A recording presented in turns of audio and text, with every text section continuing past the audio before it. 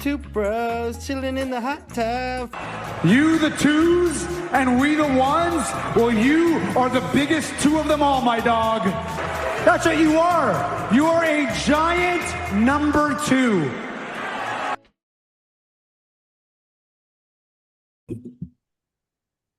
Yo, what's going on, guys? Welcome to a brand new episode of the Two Bros Podcast. As always, I am Bryce, and I am joined along by... I'm Matt. I'm the other brother.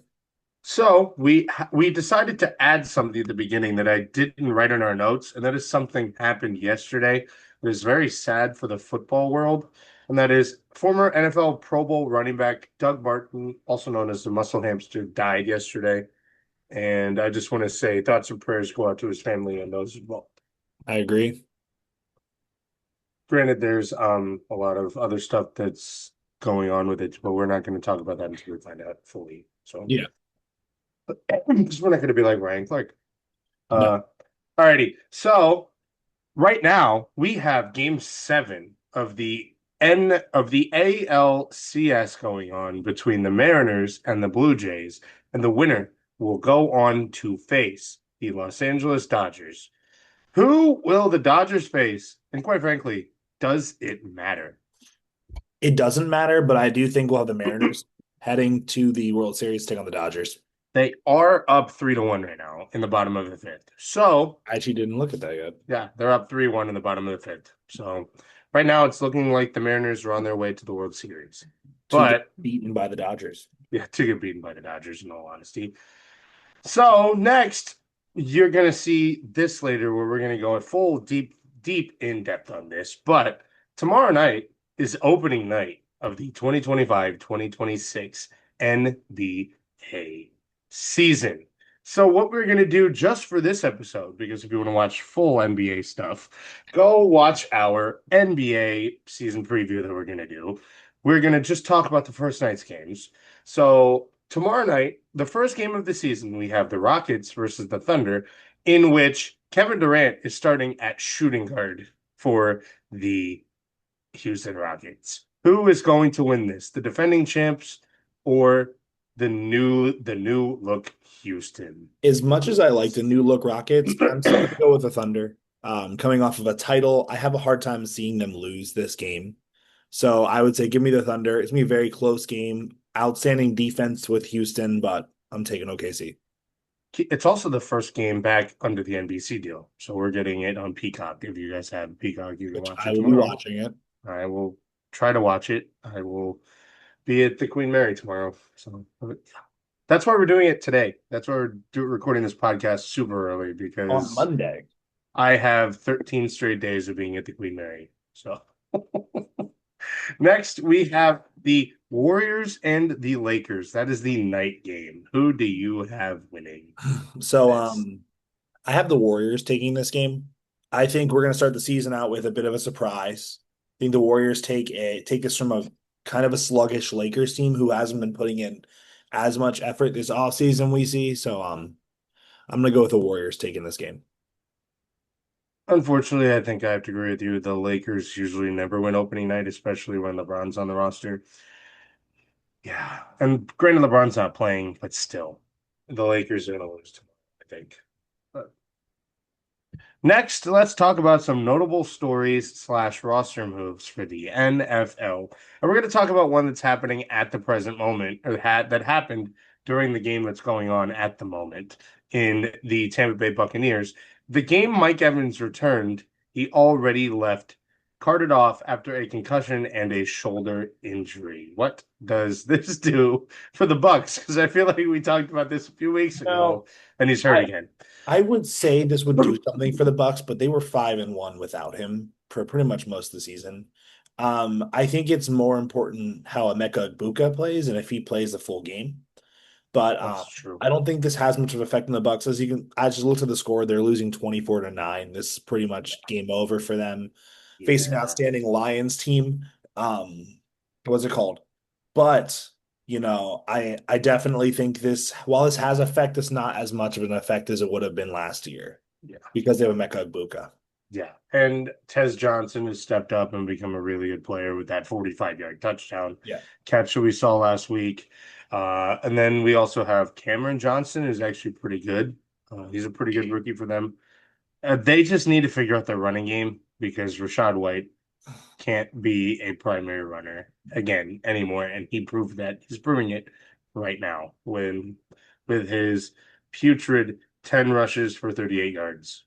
Yeah, I think you need to move for a guy like Jordan Mason, who is on a team that really doesn't have as much playoff hope as you I would. mean, I think he's going to be Maybe he's move gonna for be a Minnesota's a one. player, maybe move for a player like Tyrone Tracy, who is not as necessary now that Cam Scabo is the number one there. Yeah, yeah, I agree with that. They're waiting for Bucky to come back, Yeah, and then they're who going to knows be how long fine it's gone for. because once Bucky comes back, Rashad White can just go back to his pass catching duties, which is what he excels at, and Bucky doesn't. So next we have a big one because this happened yesterday. Bryce Young injured his ankle. It's a high ankle sprain, meaning he's definitely out week 8 and potentially could be out the next few weeks. Andy Dalton is going to start week 8, maybe even longer. What does this look like This, in my for the opinion, Panthers? is actually a really big loss. Bryce Young has been playing at a very high level this season. We're seeing him show his flashes of talent in Alabama. You're also seeing him with amazing decision making.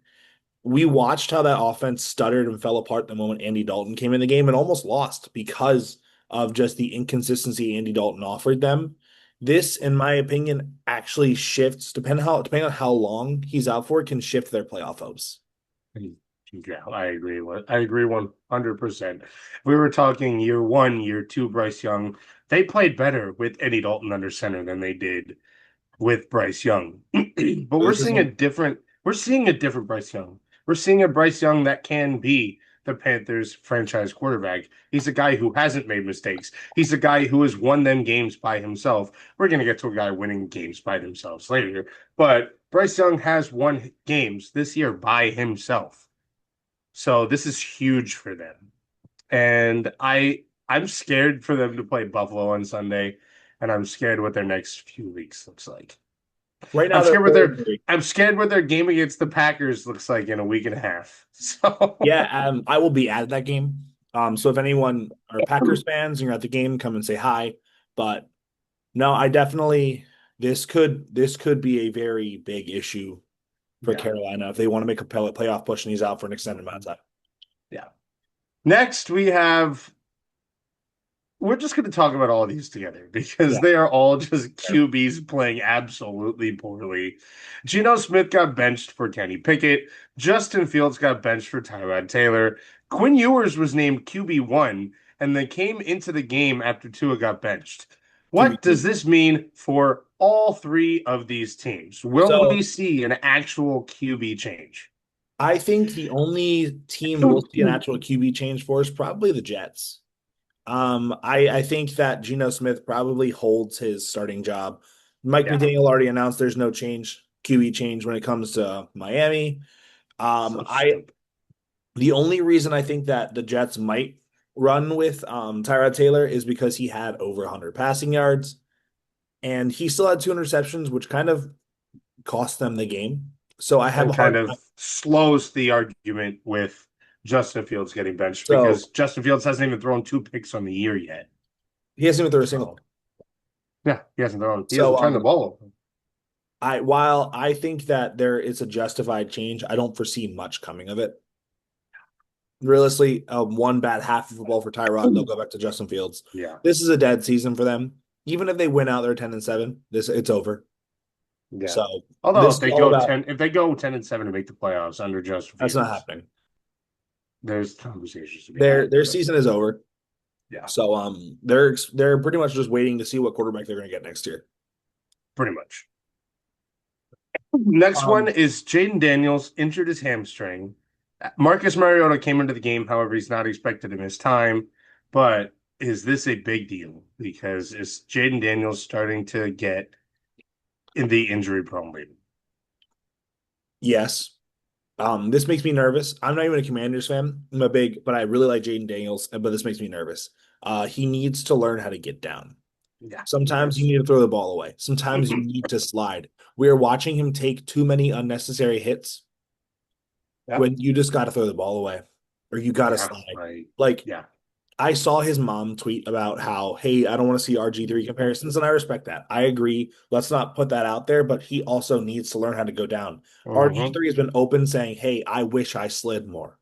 I wish I went down because that would have saved his career. So I Mm-hmm. think Jaden Daniels needs to learn from a guy like that, learn from a guy like Tyler Huntley, who's willing to go down, learn from Lamar Jackson, learn Well, Lamar from Jackson doesn't have to slide because learn of his from out Josh running. Allen, I mean, Josh Allen doesn't really slide. He runs Cam through Newton. people. The point is Cam players Newton. who are willing to slide, willing to That's go true. down. Yeah. Hell, even Baker Mayfield, a guy who Yeah. we saw take a major shot. Justin Herbert. The reason he went out of Cleveland is because he took a major shot while running the ball, messed up his shoulder. Yeah. And that his bad season came from his shoulder being messed up. Learn from Mm-hmm. Baker Mayfield. Yeah. Yeah. No, this is it. It's not big. It's not a big deal yet, but it could be if he doesn't learn how to avoid getting hit. And Mm-hmm. that's why they make all these QB rules so you can't hit QBs, but that's in the pocket. Anything else out of the pocket is fair game Mm-hmm. because they're a runner. Okay, second to last one is Brian Thomas Jr. injures shoulder and he could miss time. What does this mean for Travis Hunter if he does miss time? Um, Because we see Travis Hunter had a breakout game yesterday. I And think this just makes Brian Thomas expendable. Now I don't foresee the Jags actually moving Brian Thomas. Sophomore slump is a very real thing. It's common. But Brian Thomas has been doing nothing but dropping the ball lately. So I think this might just make Travis Hunter a little bit more important when it comes to fantasy. Mhm, So I don't know how much this affects the Jags itself. Brian Thomas has not been great for them at all. You're mhm. going to see Parker Washington step up. You're going to see a lot of guys who you didn't expect to play more. When Brenton Strange comes back, you'll probably see a lot more productivity coming from him.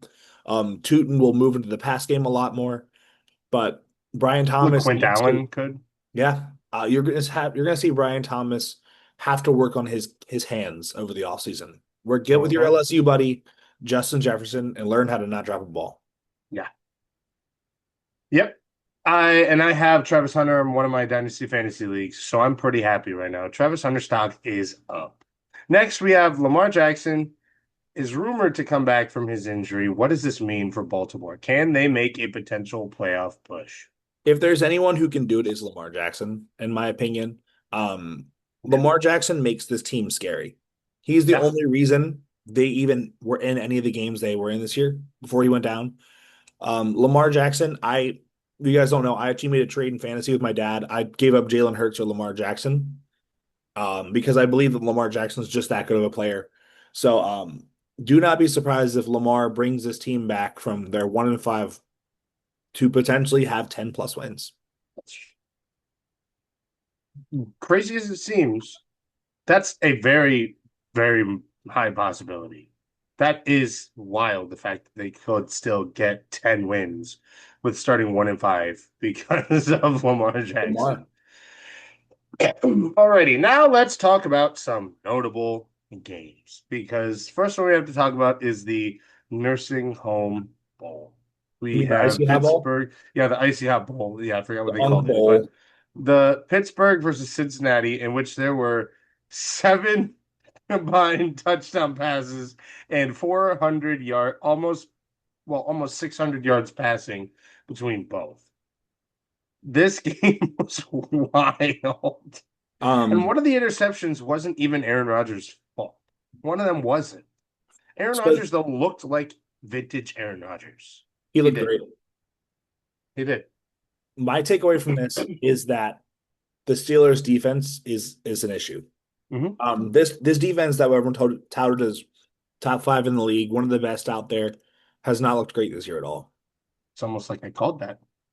You did. I mean, the Patriots dotted them up. We've seen so many teams absolutely dot up this defense that basically where TJ Watt held out and got his money. You have Patrick Queen. It is interesting to me that the offense is carrying because everyone expected the offense to be terrible. Yeah. The offense is the only reason why they have 4 wins at this point. And nobody expected this coming into the year.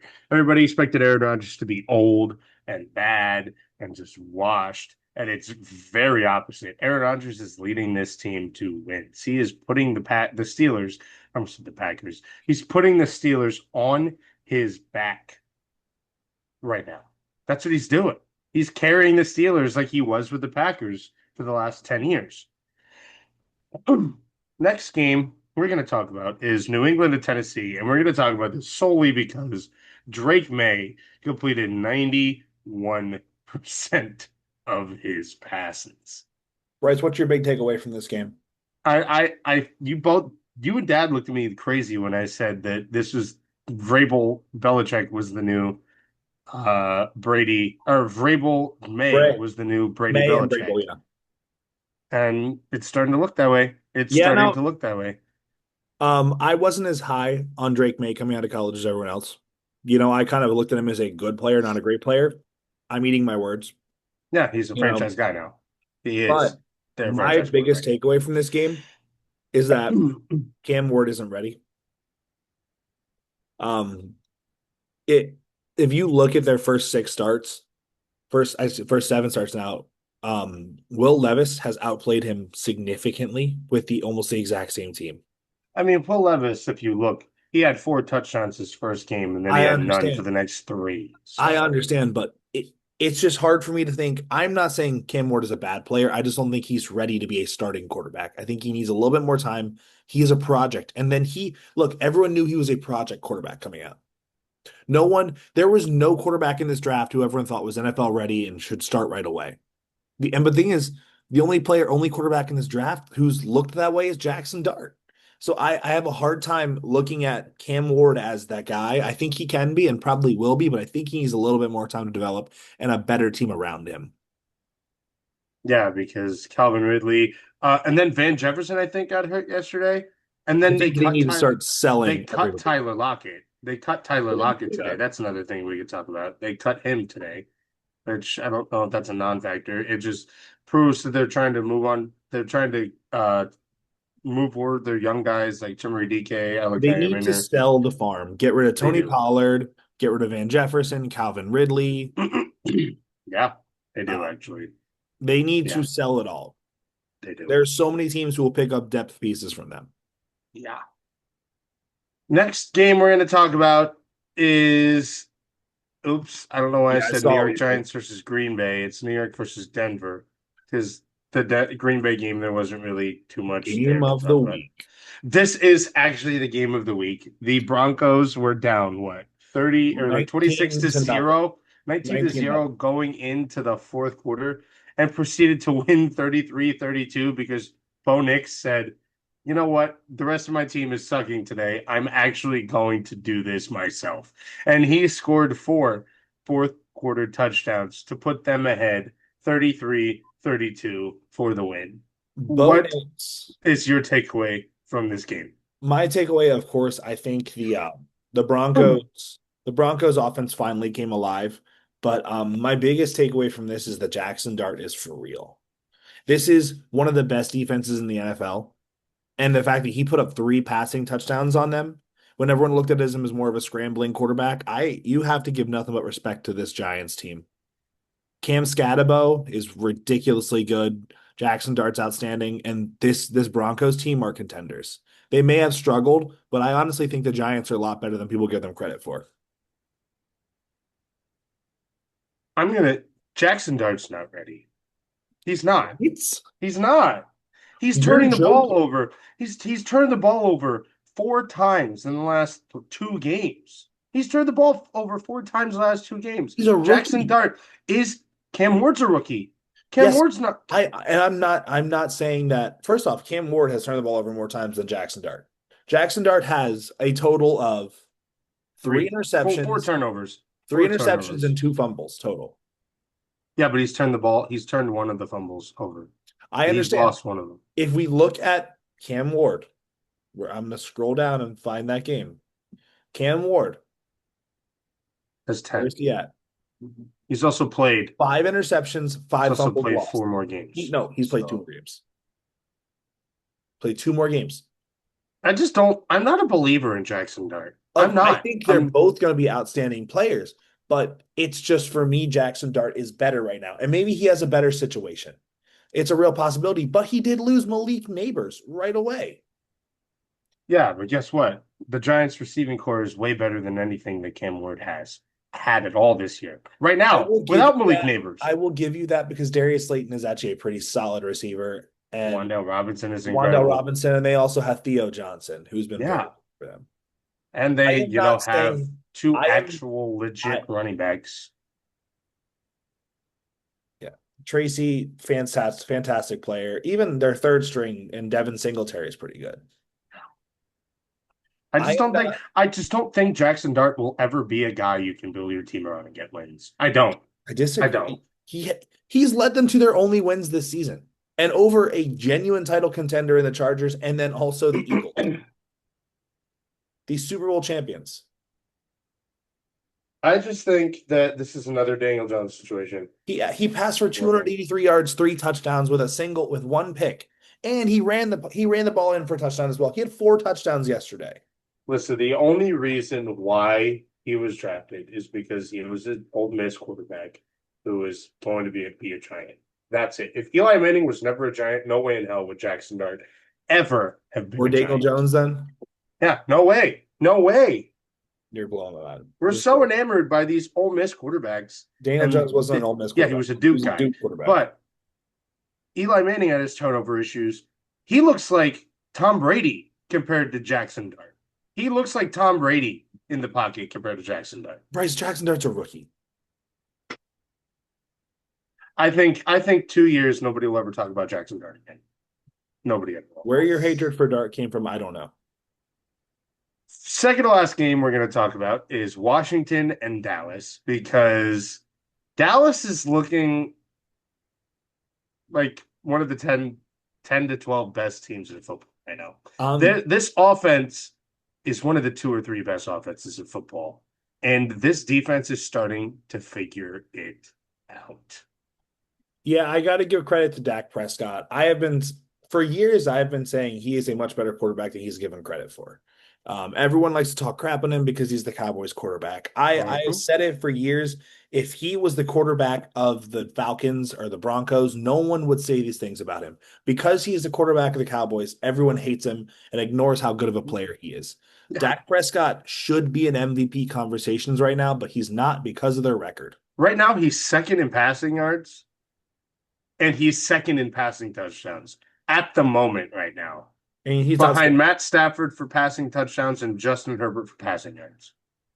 He's an outstanding player. And I think this offense looks amazing. George Pickens is a true number 1. So they have 2 number 1s on their team, in my opinion. This is looking like the Bengals of the NFC. I mean, now we have a question of who has the better receiving core in the NFC East, the Eagles or the Cowboys. Both of the duos looked amazing yesterday. They were outstanding. Both of them. And honestly, I really don't. If you're if you're a Commanders fan, you shouldn't feel that bad. They didn't play terribly. They just got outscored. They got outplayed by an outstanding defense, outstanding offense. I mean, and what's it called? They probably shouldn't have traded Brian Robinson, but that's besides the point. No. Last game we have is a game that I was at personally. We have the Colts versus the Chargers. The Colts are the best team in football. By far. They're the best team in football. It's not because they're actually going to have the best record in football as of 10 minutes from now. Yeah. They will have the best record in football. And they are outscoring teams by, you put their whole 7 games by 98 points right now. A combined 98 points. Their point differential is 92. Correction, 92. And the only reason they are not 7-0, you could argue, is because of Adonai Mitchell. Yeah, they lost to the Rams, right? Yeah, they did. I can't argue they're the best team in football by far. They are. And the Chargers are no slouches. I understand they're Justin Herbert threw for 430 yards this year. I get it. They're 4-3, but they're a very good 4-3 team. Yeah, they're the second best team in their division, and they're 4-3. Actually, I think they might be the best team. They might be the best team. I think they are the best team. If they didn't face the Colts, they would have won that game. Mm-hmm. They beat anybody else they faced that week. Yeah. Problem is the Colts put up 38. They put up the second. Pretty sure they put up the second most points last week. Yeah, they did. Yeah, that Because was the Cowboys put up the most. Alrighty, now let's talk about week 7 games. Obviously, we can't give the records yet because one of the games is still going, so I'll give that at the beginning of next week or at the predictions for next week. But at the moment, right now, I'm 11-3, and you are 6-8. At right now, at the current moment, because the Bucks are about to lose because they're down by 15 with 2.5 minutes left. But let's talk about our week 8 predictions because there are 13 games this week as 6 teams run by. This is Buymageddon week, everybody. Buymageddon, if you play fantasy football, week 8 is Buymageddon every single year. So, first game is Thursday now because we're actually recording this on a Monday night. We have Minnesota versus the Los Angeles Chargers. Who do you have? I give this as a bounce back game for the Chargers. I have them taking this pretty soundly. They're in SoFi. I think they need every team needs a game to come back and pick yourselves up, and this is it. The Chargers are pretty easily going to handle this one. I'm just going to say something real quickly. If you go to SoFi Stadium, it's probably the most beautiful stadium of football. And you can get $32 season ticket holders or season tickets for just to stand in the seats that are better view than up top, which are the tickets we bought yesterday. We bought higher up tickets. We ended up standing down low, right in front of like a table or something, and the seats were way better. So I don't know if you watched my video, but that's where the tickets are. Okay, next we have. You didn't say who you're winning. Oh yeah, I have the Chargers winning. I do have the Chargers winning. I think it's about to make for the most part. Next, we don't have a London game, so every game starts at 1 or 10 or 7, depending on where you are. Next, we have San Francisco versus Houston. Who do you have winning? San Francisco. I feel pretty confident in this Mac Jones-led team. Yeah. Houston's not great. It could be Brock Purdy next week. You never know. Yeah. And I think Houston's playing well, but I think San Francisco is way too good right now. They're way too good right now. Next, we have an interesting game because if Lamar Jackson comes back, this game is going to be a lot closer than it should be. Chicago and Baltimore. I am banking on Lamar coming back, and I'm picking Baltimore here. I still have Chicago winning. I think Chicago has finally figured it out, and I think they do have a legit franchise quarterback. Next, we have Buffalo and Carolina. So for me, I don't foresee Bryce Young playing, and just because he's already rolled out next week. So due to Bryce Young not playing this game, I'm going to go with Buffalo. Yeah. I have Buffalo too, unfortunately. I think it's going to be close, but I don't think it's going to be close enough to what call. Bills offense we get, in my opinion. Yeah, that's true. And I didn't write the scores. I didn't write scores on one, I think. I don't know why I didn't this week. Oh, well, whatever. Next, we have a rematch of a game that happened earlier this year. We have the Giants versus the Eagles. I do have Who do you have with the payback game. This is in Philly. I think the Eagles are playing well. They're figuring it out on offense. Mm-hmm. This is going to be a very long season for the rest of their opponents. Jalen Hurts, who threw for 340 yards and 4 touchdowns yesterday or something? Yeah. He said, "Oh, I can't pass. Watch this." Yeah. He's shutting people up real quick. Yeah. Next we have Cleveland and New England. I'm really curious to see who you pick. I'm taking New England here. This Drake May-led team is outstanding. As much as I liked what I saw out of Cleveland, they faced the worst team in the league. And it's not even close. This Dolphins team might be the worst team by far. Yeah.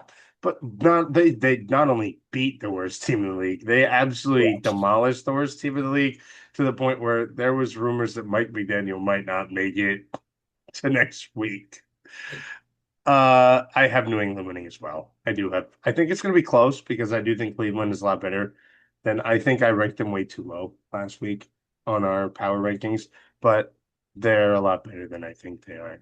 They looked amazing yesterday. Dylan Gabriel didn't even have to do much because Kinshawn Judkins went off and Tua kept giving Cleveland the ball. 3 interceptions, 2 of them were pick sixes. Yeah. Next, we have the Jets versus the Bengals. Who do you have? I think the winning this game? Bengals take this pretty easily. In Cincinnati, this is going to be a get it even game, make it to 500. I should have the Jets winning this game. I do. I'm Wow. gonna sip that. I'm sipping the Jets Kool-Aid until they win the game. I'm sipping. Well, I can at least catch up with you by one game. I know. Yeah, I'm sipping the Jets. I'm sipping the Kool-Aid for the Jets until they win a game. Next, we have Miami versus Atlanta. Who do you have winning this game? I don't even have to explain myself. Give me Atlanta.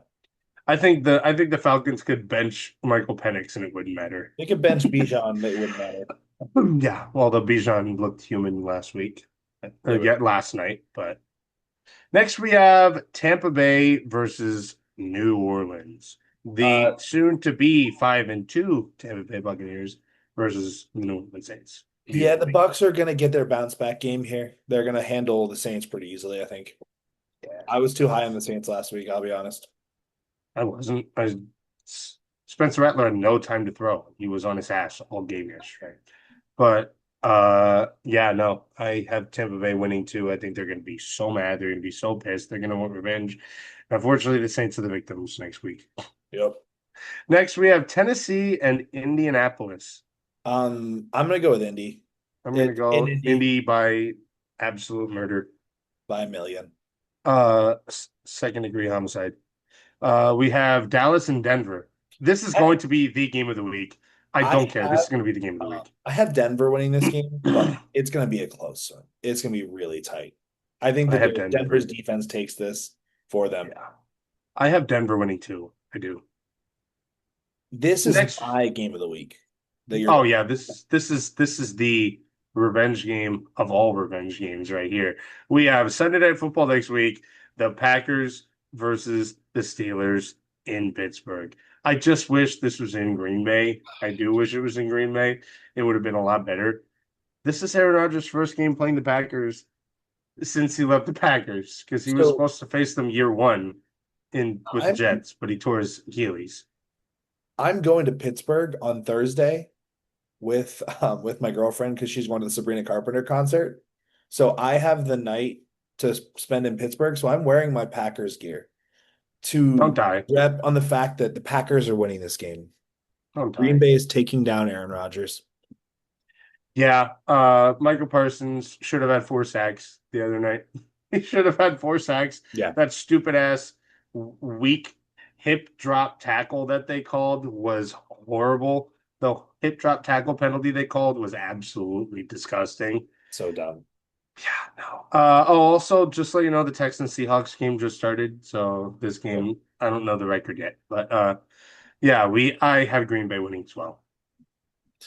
The final game of the week, Bryce. We have. Why is this team always on Monday night or always at a primetime game now? The Chiefs and at home. We have the Commanders. Yeah, it's always at home. We have Washington versus Kansas City. Who do you have winning? Just because Jaden Daniels is banged up, I have to go with Kansas City here. I would love to pick the Commanders, and I think a fully healthy Commanders team can possibly take them. But I think so. Banged up Jaden Daniels, it spells doom for the Commanders. Wow, the Seahawks just scored a touchdown. That was quick. Zach Charbonnet rushing touchdown. We still have 6 minutes left, so I know you had some fun things you want to do. We have for our NFL predictions. You wanted to do some award predictions, correct? No, that was the NBA. Oh, just kidding. That wasn't NFL. Well, but I went ahead and made NFL award predictions because I thought we were. Okay. I want to hear this because I do want to hear this now. So I'm going to give you. I'm going to go from the least important to the most important. My coach of the year, Shane Steichen. By far, unquestionably, no doubt, it's Steichen. Unless they have a super fall off, which I don't see happening at this point. They're playing too well right player of the year, Bryce, is Dak Prescott. How do you pick anyone but him? Or maybe Daniel Jones. It's one of the two, in my opinion. It's Daniel Jones. Defensive rookie of the year is Abdul Carter. Yeah, he's playing incredibly, even though he doesn't have a sack. My offensive rookie of the year, I have to give it to Jackson Dart just because Ibuka's missing games. If it wasn't for Ibuka having to miss some games, I would give it to him. I just don't know. I'm not sure if there's like a games you have to play for a cutoff for the NFL like there is the NBA. So that feels pretty clear. Defensive player of the year, I'm going with Nick Bonito with the Denver Yeah, Broncos, leading the league in unquestionably, sacks, he's so good. having an outstanding year for tackles. He's an all-ball linebacker too. That's insane. He's by far just the best linebacker in the Is league he right still now. leading the league in sacks right now? I don't know. My Let's- offensive player of the year let's feels like check. another gimme, Jonathan Taylor. 11 total touchdowns. What? No, it's Brian Burns leading the league in sacks, but Nick Really? Bonito has 8. Nick Bonito has 8. So But this thing, as an off-ball linebacker having 8, he's flowing everyone away. My offense player of the year is Jonathan Taylor. ungathered. And Bryce, this is where you're gonna be very surprised with me. My most valuable player is Matthew Stafford.